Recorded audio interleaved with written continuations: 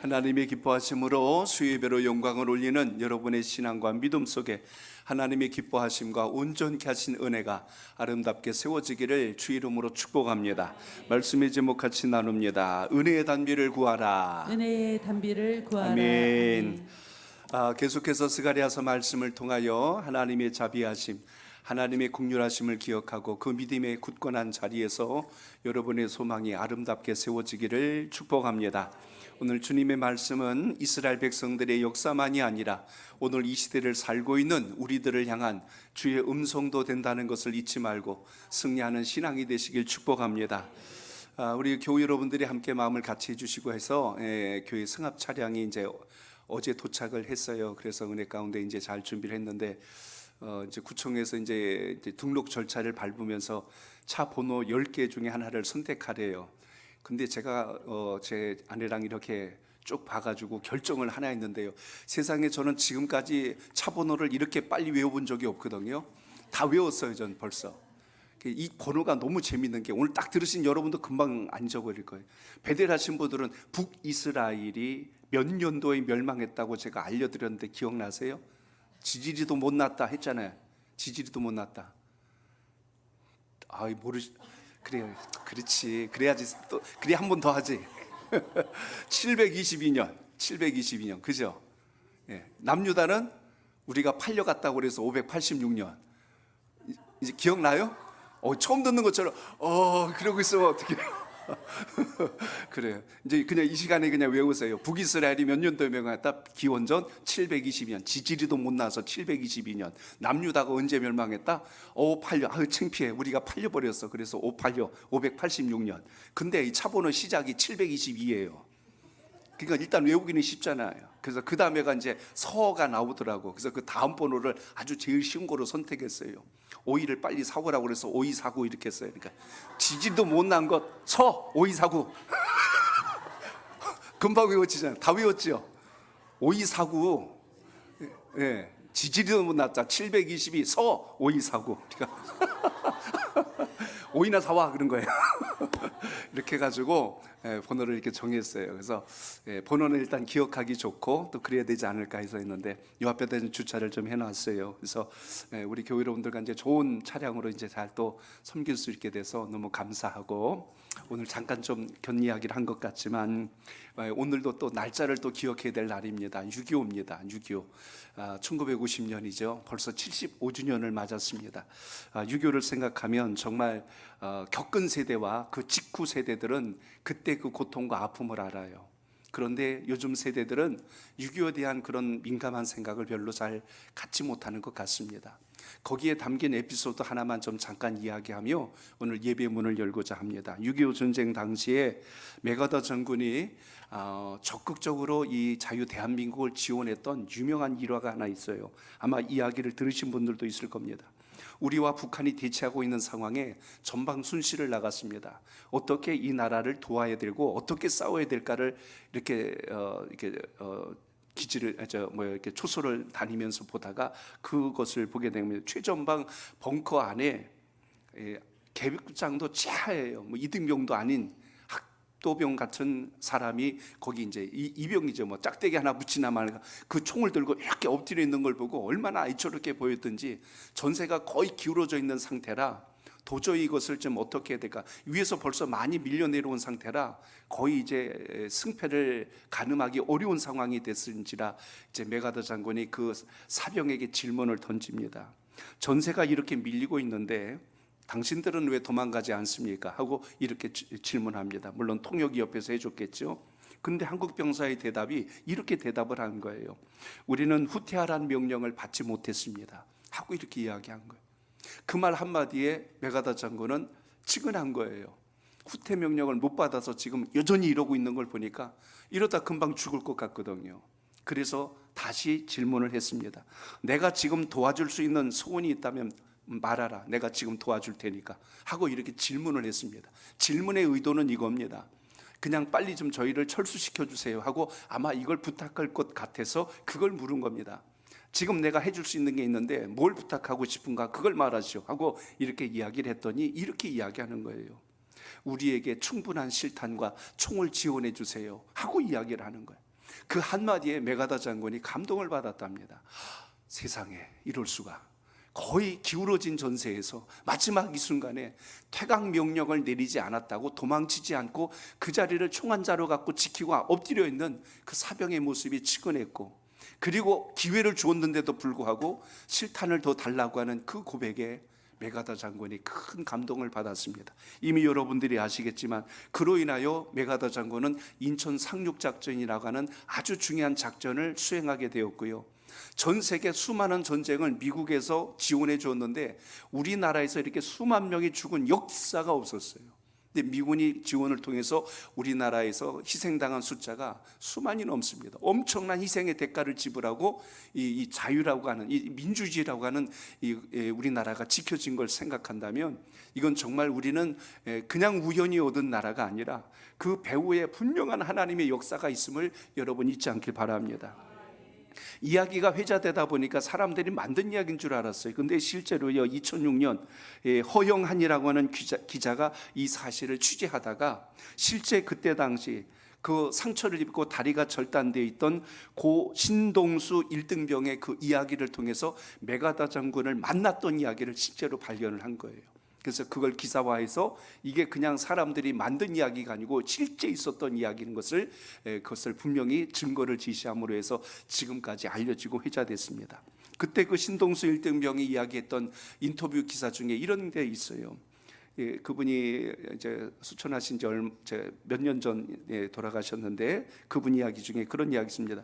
6.25가 가까우면 내가 묻어준 동료들, 내 앞에서 죽어간 동료들이 떠올라요.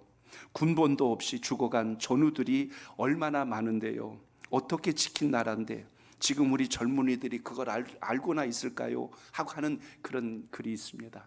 그만큼 여러분, 오늘 우리가 나라가 있어야 주권도 있고 또 우리가 복음의 민족으로 이렇게 쓰임받을 수 있는 모든 것이 국가가 견실해야 된다는 것을 생각하고, 특별히 6월이기도 하지만 여러분, 나라 민족 위해서 정말 기도 많이 하시고 하나님 나라 영광 위해서 쓰임받는 믿음의 민족이 될 수 있기를 축복합니다.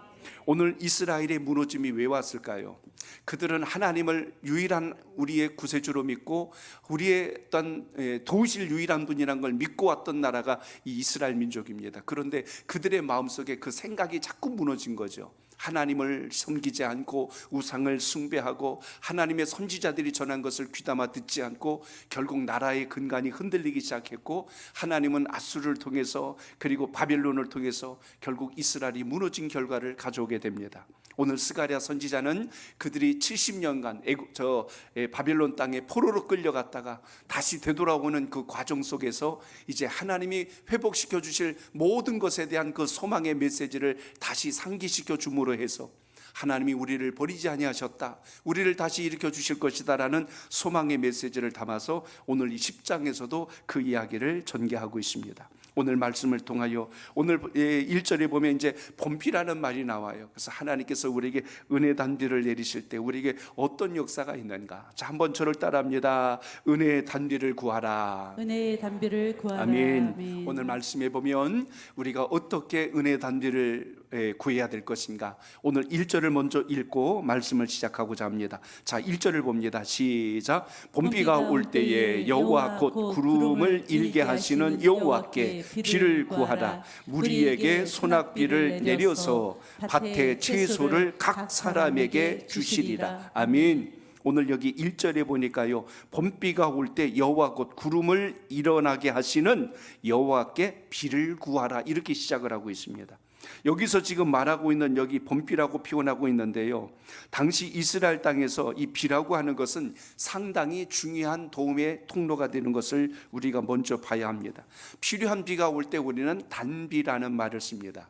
그런데 불필요하게 왔을 때는 이게 홍수가 되고 또 이렇게 또 긴 비가 내릴 때 우리는 장마라고 흔히 통상 이야기합니다. 우리나라는 비교적 강우량이 많은 민족이에요. 어떻게 보면 이것도 하나님께서 주신 은혜 가운데 하나가니까 싶습니다. 이스라엘 근동 땅은요, 비가 너무너무 오지 않는 땅입니다. 1년에 2번 비가 옵니다. 이른 비, 늦은 비. 제가 지난 주 중에 한번 또 설명드린 적이 있습니다. 이른 비와 늦은 비가 있는데, 이른 비라고 하는 것은 먼저 내리는 비를 말하는데, 이스라엘은 우리와 달력이 조금 이렇게 반대로 보시면 이해가 쉽습니다. 농사를 이제 겨울쯤에, 우리가 말하면 겨울에 해당하겠죠. 10월에서 11일, 1월 달쯤 이제 그때 내리는 비가 있는데, 이게 그때 내리는 비를 이른비라고 합니다. 이 비가 있어야 벼를 심고 농사를 짓는 그 모든 것의 수확의 첫 시작을 알리는, 마치 우리가 모내기를 할 때가 4월에서 5월쯤 되는 것처럼 이스라엘 민족은 10월에서 11월 또 이때 내린 비로 인하여서 처음 심었던 것이 잘 뿌리를 내릴 수 있도록 도움을 주기 때문에 이때 비가 오지 않으면 농사가 망쳐버립니다. 그런데 그때 내리는 비가 이른 비요, 이제 늦은 비가 언제 내리면 오늘 본문에 말하는 이 봄비입니다. 늦은 비예요. 4월에서 5월 사이에, 추수가 이제 5월 끝자락에서 6월 초쯤에 이제 추수가 시작이 되는데, 그 직전에 내리는 비를 이제 늦은 비다 이렇게 이야기합니다. 근데 그 비가 올 때에 지금 뭐예요? 여호와 곧 구름을 일게 하신다. 하나님께서 권세와 능력을 가지고 오시는 그 여호와께 우리가 구해야 된다. 뭘 구한다고 했습니까? 비를 구하래요. 비를 구하라. 비라고 표현되어 있지만 여기는 좀 상징적 의미가 많이 담겨져 있는 것을 우리가 볼 수 있습니다. 비라는 의미를 성경에서 통상 본다면 비유로 이야기되어 있지만, 거기 이제 하나님의 은혜, 하나님의 자비하심, 이런 것들을 상징한 표현들이 비를 통하여 역사되고 있음을 보게 됩니다. 특별히 오늘 말씀에서 기억해야 될 것은, 하나님께 비를 구할 때 하나님이 그냥 단순히 작은 비만 내리는 것이 아니라 무리에게 소낙비를 내려서 밭의 채소를 각 사람에게 주시겠다, 넉넉하고 풍성하게 공급하시는 하나님의 은혜에 대한 이야기가 오늘 말씀 속에 우리에게 선포됩니다. 하나님은 우리에게 복을 주실 때 인색하게 주시고, 그리고 부족하게 주시는 분이 아니라 차고 넘치고 풍성하게 주시는 거룩한 분임을 잊지 않길 바랍니다. 그래서 우리가 하나님께 뭘 해요? 때가 되면 비가 오는 게 당연한 것 같지만, 그 당연할 것 같은 비라고 해서 아무 우리가 그냥 맹록 앉아 있는 것이 아니라, 오늘 우리가 해야 될 믿음의 자세가 있어요. 하나님의 은혜를 사모하는 여러분의 신앙과 믿음이 되시길 바랍니다. 한번 따라합니다. 하나님의 은혜를 사모해야 합니다. 사모해야 합니다. 하나님의 은혜가 내린다는 의미는 이스라엘 땅의 그 메마르고 건조한 땅에 주님의 은혜가 내려옴으로 인하여 거기가 옥토가 되고 농사하기 좋고 또한 과실을 맺을 만한 토양으로 바뀌어질 수 있는 이런 소중한 것을 보게 됩니다. 그래서 사막같이 척박한 땅에도 물이 공급되면 이제는 농지가 되죠. 지금의 이스라엘 땅은 옛날에 그런 거친 땅이 아니에요. 이제 물을 이용할 수 있는 모든 기술력을 지금은 이제 갖고 있어서 이스라엘 땅, 저는 언제 기회가 되면 우리 교우들하고 다시 한번 더 가보고 싶은데요. 거기 가면 지금은 옛날처럼 황폐한 땅이 아닙니다. 그냥 물을 끌어다가 정화해서, 바닷물을 끌어다가 이 물을 정수해서 그것을 다시 식수온으로, 그리고 그것을 농수로 전환을 시켜서 그 땅에다 뿌려줌으로 해서 이제 나무들이 잘 자라는 토양으로 지금은 이제 많이 바뀌어져 있습니다. 그러니까 푸른 곳이 굉장히 많아졌다는 이야기입니다. 그만큼 오늘 당시에는 그런 게 없잖아요. 물이 없고 또 식물이 없고 모든 환경이 지금 척박한 상황 속에 있을 때 이 비가 온다는 것처럼 그들에게 귀한 것이 어디 있겠습니까? 그렇기 때문에 오늘 그것과 마찬가지로 우리는 하나님을 향해서 은혜의 단비를 구할 수 있는 믿음의 사람 되시길 축복합니다. 우리가 육신적으로도 물을 제대로 마시지 않으면 몸이 병이 들고 약해지듯이 영혼도 마찬가지 아니겠어요? 은혜 받지 못하고 신앙생활 하는 것처럼 제일 힘든 게 없어요. 우리에게 은혜가 떨어져 버리면 예배의 말씀이 들리지 않습니다. 예배가 감동스럽지도 않고요, 믿음이 무너지게 되고 삶이 척박하게 되고 모든 게 꼬리에 꼬리를 물듯이 무너질 수밖에 없습니다. 그러므로 모든 식물에 물이 필요하듯이 우리의 영혼에도 은혜의 단비가 내려지고 촉셔져서 하나님의 말씀으로 세워질 수 있는 은혜가 있기를 축복합니다. 그러므로 하나님의 은혜가 충만하면 어떤 변화가 일어나요? 기도할 때 감사가 나오게 될 것이고, 당연히 하나님을 찬양할 뿐만 아니라 영광을 돌리는 삶이 된다는 것을 잊지 않길 바랍니다. 기도 없이 이루어진 것은 이 세상에 없어요. 우리들이 생각할 때 당연한 것처럼 생각한 것도 사실은 여러분, 하나님의 놀라운 섭리가 그 뒤에서 역사되고 있음을 잊지 않길 바랍니다. 농사도 그래서 이른 비와 늦은 비가 중요한 이유가 바로 이겁니다. 아무리 사람이 농사를 잘 지어도 때에 맞추어서 비가 내리지 않으면 안 된다는 것입니다. 사람이 할 수 없는 것. 뭐 중국에서는 비가 안 올 때 공중에다 무슨 황약품을 뿌려가지고 이슬이 맺히게 해서 쏟아지게 한다 하지만은 사실 여러분, 비를 사람이 만들 수는 없는 겁니다. 하나님의 섭리, 자연적 섭리에서 오는 이 물의 근원을 우리가 생각해 본다면, 오늘 새벽에도 그런 말씀을 드렸어요. 우리가 살아가면서 가장 필요한 것들은 사실 하나님이 그냥 주신 게 너무 많아요. 물이 그렇죠, 공기가 그렇죠, 햇볕이 그렇죠. 이건 우리가 사실은 하나님의 은혜가 아니면, 이거 없으면 우리가 살아갈 때 상당한 어려움이 있다는 이야기죠. 그렇기 때문에 오늘 여기서 말씀한 것처럼 하나님께서 비를 주신다는 게, 비 올 때 되니까 오는 거지, 뭐 지금 같으면 뭐 장마 때니까 당연히 오는 거지, 당연한 게 아니라 와야 할 때와 오지 말아야 할 때, 바로 그때를 통하여서 우리가 늘 한결같이 모든 것이 주님의 주권적 섭리 속에 있다는 걸 기억하며 믿음의 자리에 세움받기를 축복합니다. 그러므로 우리의 마음속에 은혜가 소멸되면 어떻게 되겠어요? 사막에 사는 여러분 동물이나 곤충들을 보세요. 대부분 이상하게 꼭 독이 있는 것들만 거기 살아. 물이 없어서 다 도끼가 올라서 그런지 몰라도 전갈이 그렇죠, 무슨 뱀이 그렇죠, 거기 사는 것들은 다 어떻게 보면 독으로 다 이게 꽉 차 있는 이런 것들을 우리가 좀 보게 됩니다. 저는 문연도 그런 생각이 들어요. 우리 영혼이 메말라 버리면 우리 속에 그냥 도끼만 남아. 그래갖고 마음속에 분노, 원한, 미운 감정, 상한 감정, 입에서 그래서 나오는 것마다 독이 나와요. 가시돋친 말이 나와서 이 사람 찌르고 저 사람 상처 주고 이 사람 근심하게 만들고 저 사람 낙심하게 만들고. 근데 여러분, 은혜 단비로 우리 심령이 적셔져 보세요. 그 입에서 나오는 것이 꿀송이 같고 위로의 말, 소망의 말, 격려의 말, 축복의 말, 그냥 줄줄이 사탕으로 입에서 나오는 건 항상 소망 있는 것만 이렇게 나오지 않습니까? 그러니까 여러분, 딱 얼굴을 보면 이 사람이 은혜가 충만한지, 그냥 가뭄으로 3년을 지냈는지 금방 느끼잖아요. 그러니까 여러분, 항상 오늘 말씀처럼 오늘 1절이 오늘 모든 것을 여는 열쇠가 돼요.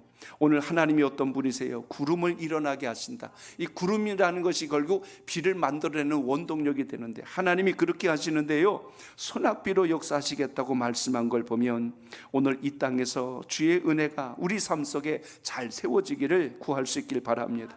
내 심령이 메마르면 독을 가진 사단의 공격을 받을 수밖에 없어요. 우리 심령의 감사가 사라지고 평안이 사라지면 내 심령이 건조하고 메말라져서 각박하고 울분이 생기고 낙심이 생기고 원망이 생기고 각박한 마음으로 살아갈 수밖에 없다는 것입니다. 내 심령에 가시덤불이 굴러다니고 내 심령에 엉겅퀴가 생기니까 근심이 생기고 염려가 생기고 결국 모든 것에 체념이 일어날 수밖에 없는 이유, 여러분의 심령의 은혜의 단비가 오늘도 풍성하게 부어지는 역사가 있기를 바랍니다. 가물이 척박한 땅이라도 오아시스 근처에는 꽃이 핍니다. 예쁜 나무들도 거긴 자라게 되는 걸 볼 수가 있습니다. 나무도 자라겠지만 동물들도 모이잖아요. 짐승들도 모이고 물이 있는 곳에 생명이 모여지는 것처럼 하나님의 은혜가 여러분 심령을 적실 때 하나님을 기쁘시게 하는 삶의 증거가 날마다 새롭게 일어남을 믿고 소망 중에 신앙할 수 있기를 바랍니다. 또 하나가 있어요. 제가 1절을 보면서 우리 하나님이 이런 분이시구나. 그건 바로 우리는 단비를 구하는데 하나님은 소낙비를 내려주시는 거예요. 자, 저를 따라합니다. 구하는 것보다 더 풍성히 주시는 하나님. 더 풍성히 주시는 아멘. 하나님. 비를 구하라라고 했는데 하나님은 지금 그냥 비가 아니라니까요. 그러니까 여러분, 내가 구한 것보다 더 좋은 것을 주시는 분이 우리 하나님 되심을 기억하시기 바랍니다. 소낙비라고 표현되어 있어요. 큰 비를 주신다는 겁니다. 넉넉하게 주시고 후하게 주시고. 그래서 우리 하나님은 복을 주실 때 인색하게 주시는 분이 아니다. 옛날에 먹고 살기 힘들 때는요, 쌀집에 가면 쌀 뒷죽으로 이렇게 쌀 주더라도 위를 탁 깎아가지고 줘요. 근데 넉넉할 때는 부어가지고 흔들어서 다져가지고 눌러가지고 고봉으로 주고, 이렇게 좀 풍성하고 이러면은 얼마나 좋겠어요. 근데 하나님이 우리에게 복을 주실 때 그렇게 주시는 겁니다. 인색하게 주시는 게 아니라 차고 넘치도록. 오늘 본문으로 빗대면 바로 소낙비와 같이 은혜의 단비가 우리에게 풍성하게 부어져서 영혼을 적시고 우리의 심령에 날마다 평안을 누려갈 수 있는 이 은혜가 여러분에게 있기를 바랍니다. 사도 바울이 빌립보서에서 기뻐하라 기뻐하라는 말을 거듭 강조합니다. 자신은 비록 지금 옥중에 갇혀 있을지라도 그 영혼은 주님 주신 은혜로 인하여 기쁨이 충만한 상태를 기록합니다. 거기 4장 19절에 보면요, 그가 경험했던 하나님에 대해서 이렇게 고백했어요. 우리 한번 읽어볼까요? 시작. 그리스도 예수 안에서 영광 가운데 그 풍성한 대로 너희 모든 쓸 것을 채우시리라. 아멘. 하나님은 우리에게 풍성함으로 우리의 필요한 것을 알아서 때에 따라 공급하시고 채워주신다고 말씀하고 있습니다. 그만큼 여러분, 오늘 그렇게 빌립보 교회 성도들을 칭찬하고 있는 거예요. 이렇게 칭찬받은 빌립보 교인들이 사실 바울을 위해서 크게 도운 건 없습니다. 그런데 그들이 물질로 바울의 사역을 위해서 선교비를 보내주고 함께 기도해 주었는데, 바울은 너희들의 그 수고로 인하여 내가 얼마나 넉넉히 하나님의 사역을 감당하고 있었는지 아느냐 하고 이렇게 축복의 인사를 전한 거예요. 그러니까 빌립보 교회 성도들이 그 편지를 받을 때 또 얼마나 마음이 감동스럽고 따뜻했겠어요. 한편에는 민망하지 않겠어요? 우리가 바울 선생님 곁에서 함께 고생하고 함께 수고한 것은 아닌데 우리가 이렇게 마음을 같이 하고 기도하고 선교비를 보낸 걸 가지고 이렇게 기뻐하다니 하고 빌립보 교회 성도들도 함께 그 감격 속에 젖어드는 것을 봅니다. 오늘 여러분이 행복하고 편하면요, 제일 은혜 받는 사람이 누구냐면 여러분 주변에 있는 분들이에요. 내가 기쁘고 평안해 보십시오. 날마다 콧노래가 나오고 내 주변에서 어떤 일이 일어나도 늘 기쁨과 감사가 일어납니다. 애가 집에서 그릇을 깼어요. 엄마 그릇 깼어. 그러면 아이고 안 다쳤니? 아이고 괜찮아. 그렇게 되는 거예요. 근데 엄마 마음에 은혜가 떨어지고 사막과 같이 척박하게 되면 어떻게 되겠어요? 엄마 나 오늘 그렇게 써. 애도 눈치 보면서 그런 얘기해야지 아무 때나 그렇게 하면 안 되거든요. 그렇게 하면 엄마 마음이 지금 심란해 있는데 그렇게 말하면 뭐라고 그래? 이놈의 자식아 그게 얼마짜리인지 알기나 해? 그래가지고 오늘 저녁 먹지 마 하고 막 이렇게 나가는 거예요. 그러니까 여러분, 제일 중요한 것은 누가 은혜 받으라가 아니라 오늘 예배를 통해서 내가 먼저 변화되고 내가 먼저 새로워질 수 있는 은혜가 있기를 축복합니다. 그렇기 때문에 오늘 주님 말씀에서 우리가 기억해야 될 게 무엇입니까? 무리에게 소낙비를 내려주시니까 무슨 일이 생겼어요? 밭의 채소가 각 사람에게 나눠주는 역사가 일어납니다. 모든 사람들이 그것을 누릴 수 있는 그 복을 받게 되었다고 말씀하는 걸 보게 됩니다. 그러니까 여러분, 좋은 것은 넘쳐서 흘러서 계속하여 내 주변의 모든 사람들을 넉넉하게 하고 풍요롭게 함을 잊지 않길 바랍니다. 그런데 내 속에서 악이 나가고 원망이 나가고 불평이 나가기 시작하면 어떤 일이 생길까요? 호세아서 여러분 8장 7절 한번 보세요. 호세아서 8장 7절 시작. 그들이 마음을 심고 광풍을 거둘 것이라. 심은 것 줄기가 없으며 이삭은 열매를 맺지 못할 것이요 혹시 맺을지라도 이방 사람이 삼키리라. 아멘. 악을 행하는 자들에겐 하나님께서 그것을 악으로 그리고 형벌로 갚으신다는 것을 우리가 그 말씀을 통하여 보게 됩니다. 그러므로 우리가 주의 말씀과 은혜를 따르면 하나님은 우리의 생각을 넘어서 더 풍성하고 넉넉하고 아름다운 것으로 채워가심을 잊지 말고 오늘도 주의 말씀을 통하여 기억하세요. 주님, 오늘도 주님의 단비를 구합니다. 주님의 은혜를 구합니다. 이렇게 여러분 주님 앞에 믿음으로 기도할 수 있기를 바랍니다. 아브라함을 생각해 보세요. 하나님이 약속의 자녀로 준 자식은 오늘 이삭이었습니다. 그런데 하나님께서 너로 큰 민족을 이루게 하시겠다고 하지 않았어요? 그 이삭을 통하여 야곱을 낳고 또 에서를 낳습니다. 야곱을 통하여 12자녀를 얻게 됐는데 그 12자녀가 이스라엘 민족의 모든 이제 중심을 이루게 되고 이것이 이제 전 세계 믿음의 후예들을, 믿음의 후손들을 만들어내가는 열쇠가 되는 것을 우리가 볼 수가 있습니다. 이처럼 여러분, 하나님 앞에 붙들림 받은 사람은 시작은 작은 것 하나 같은데 그로 인하여 나타나는 열매가 풍성하고 아름답게 이루어짐을 잊지 않길 바랍니다. 한나를 보십시오. 결혼하고 10년이 넘도록 자식이 없었어요. 매일같이 성전에 가서 눈물로 기도합니다. 그리고 그렇게 기도했지요. 나에게 자녀를 주신다면 반드시 하나님의 나라를 위해서 쓰임받는 자로 헌신하겠습니다 하고 서원 기도를 드렸어요. 하나님께서 그에게 자녀를 주십니다. 사무엘을 자녀로 허락하여 주셨어요. 그런데 하나님께서 그로 인하여서 그 사무엘상서 2장에 보시면 그 사무엘만 주신 것이 아니었어요. 사무엘 이후에도 3남 2녀의 자녀를 두도록 하나님께서 복을 내려주셔서 가정을 아름답게 세워주신 것을 보게 됩니다. 나는 하나를 구했는데 하나님 거기에 덤으로 더 풍성한 것을 채워주셨다면 오늘 우리가 주님 앞에 어떤 신앙과 결단으로 서야 할 것인가를 다시 한번 기억하는 은혜가 있기를 축복합니다. 믿음의 사람은 오늘 눈앞에 있는 것으로 끝나는 것이 아니라 하나님이 역사하실 것을 바라고 소망하며 믿음의 간구로 날마다 세워져 가시기를 주 이름으로 축복합니다. 어느 마을에 비가 몇 년 동안 오지 않았어요. 너무 힘들어서 교회에 모여서 간절히 기도하자고 이제 광고가 나가자 전교인이 교회에 모입니다. 그런데 유달리 그 교회에 모이는 성도들 중에 한 아이가 우산을 들고 오는 거예요. 그러니까 다들 막 이제 웃는 거죠. 야, 지금 비가 오지도 않는데 무슨 우산이냐. 그러니까 그 아이 믿음이 대단한 거예요. 오늘 기도하면 하나님이 비 오게 하실 거 아니에요. 믿으시면 아멘.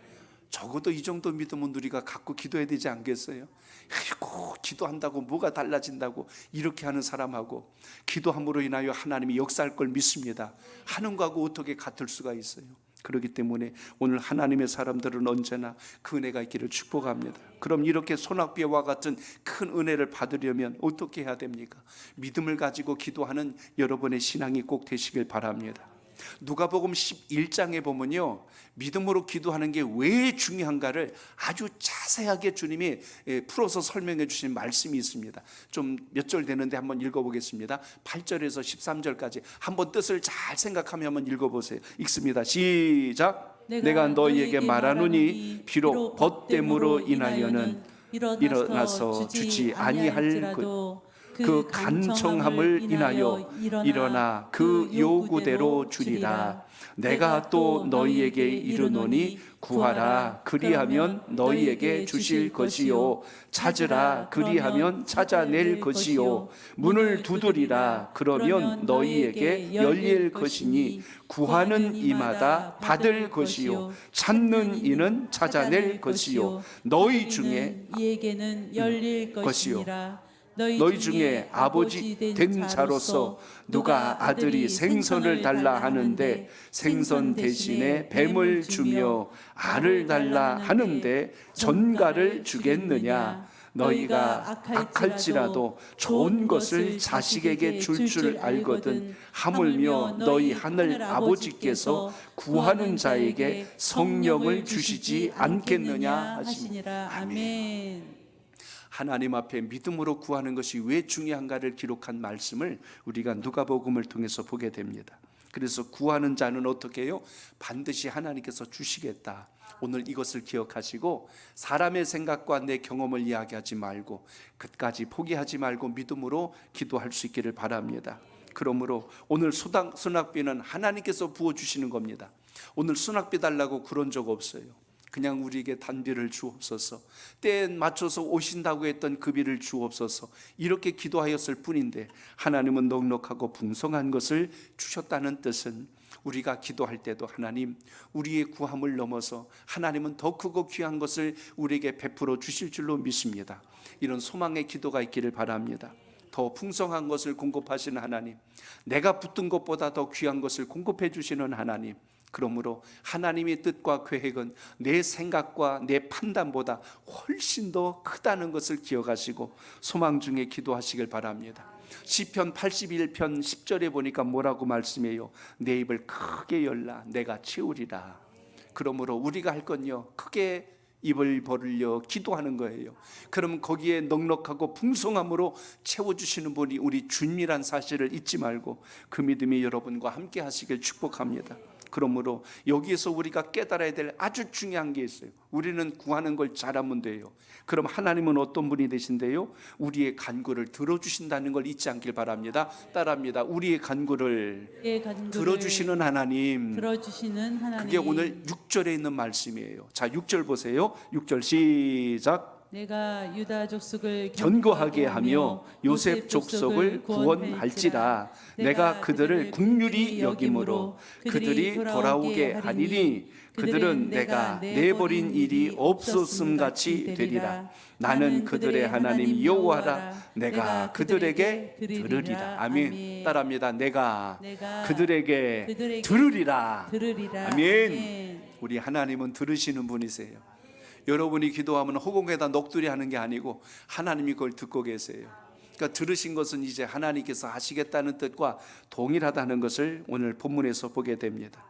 오늘 이 세상의 모든 사람들이 자신이 믿고 있는 어떤 신을 향하여 구합니다. 그런데 생명 없는 신에게 구하는 자들이 있어요. 아무 힘도 없고 능도 없고 돌이나 나무를 깎아다 놓은 거기다 대고 백날 빌어봤자 그건 역사할 수가 없지요. 그러나 하나님 말씀을 통하여 우리 하나님은 살아계신 분입니다. 인격적이신 분입니다. 우리와 만나서 교제하시는 분입니다. 그렇기 때문에 우리의 간구를 들으시는 그 주님 앞에 믿음을 가지고 간구하신다면 하나님의 역사가 아름답게 성취됨을 잊지 않길 바랍니다. 선지자 엘리야를 보세요. 하나님께서 엘리야에게 뭐라고 말씀하셨어요? 너는 저 아하방에게 가서 3년 6개월 동안 비가 앞으로 오지 않을 거라고 가서 이야기해라.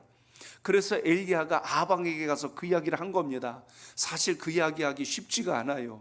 3년 6개월 동안 비가 안 온다? 야, 아무리 하나도 그렇게 안 올 수 있을까? 혹시라도 엘리야가 의심할 수도 있는 것이고, 반대로요, 이거 안 좋은 이야기인데 혹시 갔다가 아합이 빈정상해가지고 나 죽이면 어떻게 하지? 두려울 수 있는 일입니다. 그런데 엘리야는 하나님의 사명을 받자 지체하지 않고 가서 그것을 선포하는 것. 왕이시여, 이 땅이 하나님 앞에 돌아오지 아니하고 우상을 숭배하는 것을 하나님이 기뻐하지 아니하시오. 앞으로 3년 6개월 동안 비가 오지 아니한다고 하십니다. 백성들을 비롯하여 왕도 사실은 그걸 귀뚱으로도 안 들었어요. 말도 안 되는 소리 하고 있네. 괜히 기분만 나쁘게 하네. 저놈을 잡아 죽여라. 이렇게 돼버렸어요. 도망가고 숨고 피하고 있는 와중에 정말 3년 6개월 동안 비 한 방울도 안 내렸어요. 말씀 그대로 이슬조차 맺히지 않았어요. 이건 정말 죽음입니다. 농사는 둘째치고 모든 생명체들이 다 죽어나갈 만한 심각한 상황이 왔죠. 그리고 3년 6개월이 되었을 때 비로소 다시 엘리야에게 보내지요. 내가 다시 비를 내릴 터이니 그에게 가서 알리라. 그리고 마침내 그때 당시 섬기고 있던 바알과 아세라를 섬기는 선지자, 그들의 말하고 있는 이 이방 선지자 850명과 갈멜산에서 어느 신이 참신인가를 지금 역사하는 그 기도 속에서 하나님은 엘리야 한 사람의 기도를 통하여 여호와의 불을 거기에 내려주시는 역사로 그 하나님의 살아계심을 그들 앞에 선포한 것을 보게 됩니다. 중요한 것은 여러분, 우리가 살다 보면 실패할 때가 있고요, 길이 막힐 때가 있습니다. 어려움과 곤고한 상황에 떨어질 때가 있어요. 그러나 그 순간에도 하나님은 우리의 기도를 들으실 뿐만 아니라 그 순간에도 하나님 우리를 외면하는 분이 아니라는 걸 잊지 말고 믿음의 자리, 사명의 자리, 소망의 기도가 살아있기를 바랍니다. 그래서 여러분 오늘 7절을 보세요. 이렇게 말씀합니다. 시작. 에브라임이 용사 같아서 포도주를 마심같이 마음이 즐거울 것이요, 그들이 자손을 보고 기뻐하며 여호와로 말미암아 마음에 즐거워하리라. 아멘. 여호와로 말미암아 무엇이 회복돼요? 마음의 즐거움이 회복된대요. 여러분의 진정한 기쁨은 누구로부터 회복되어야 됩니까? 하나님으로부터 시작되시길 바랍니다. 그게 신앙의 본질이에요. 오늘 그걸 무엇에다 빗댔습니까? 포도주를 마심과 같이 즐겁다고 했습니다.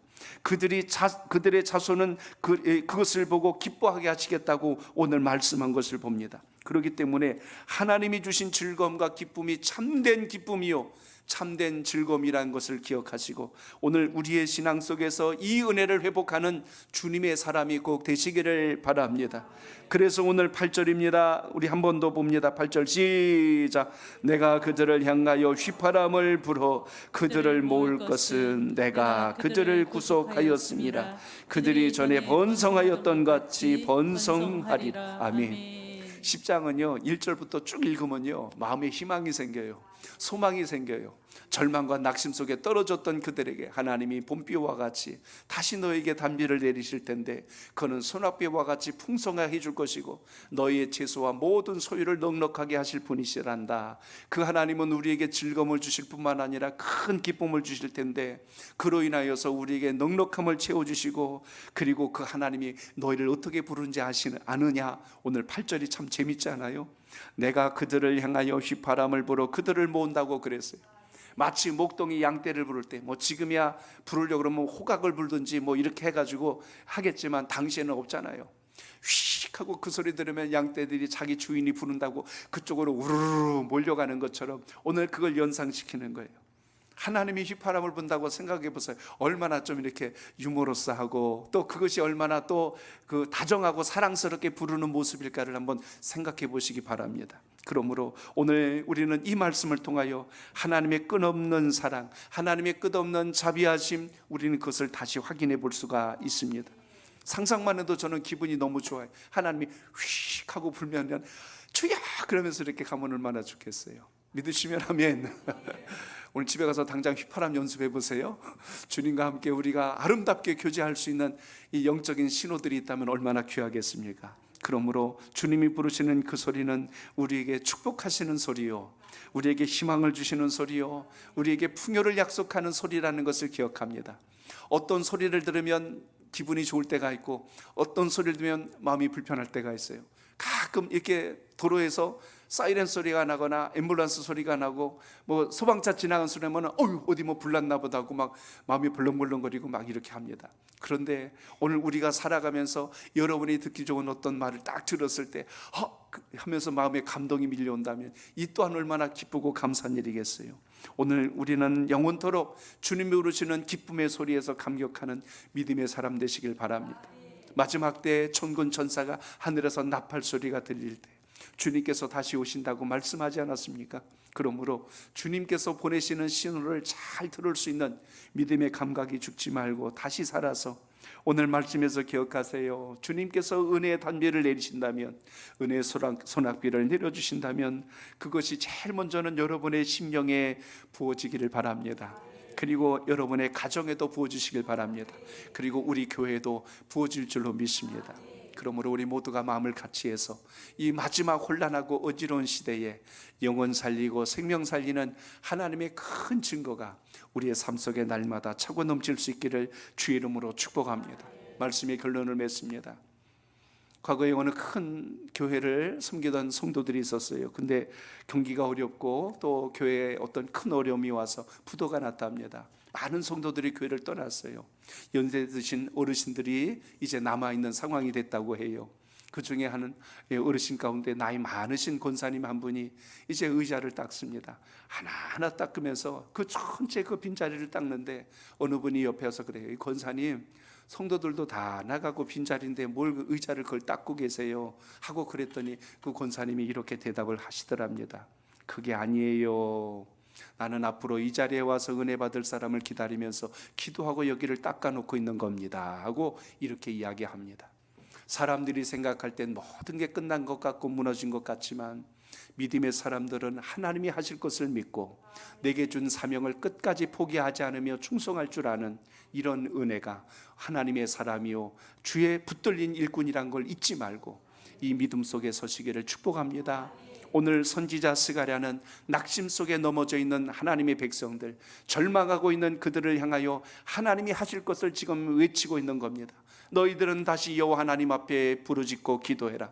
하나님의 은혜를 사모하라. 너희들이 단비를 구할지라도 봄비를 놓고 기도할지라도 하나님은 소낙비로 너희를 채워줄 것이며 하나님은 너희에게 더 풍성한 것을 부어주시는 분이란 걸 너희는 기억하라. 오늘 그것을 전하는 것이 오늘 스가랴 선지자의 외침이었습니다.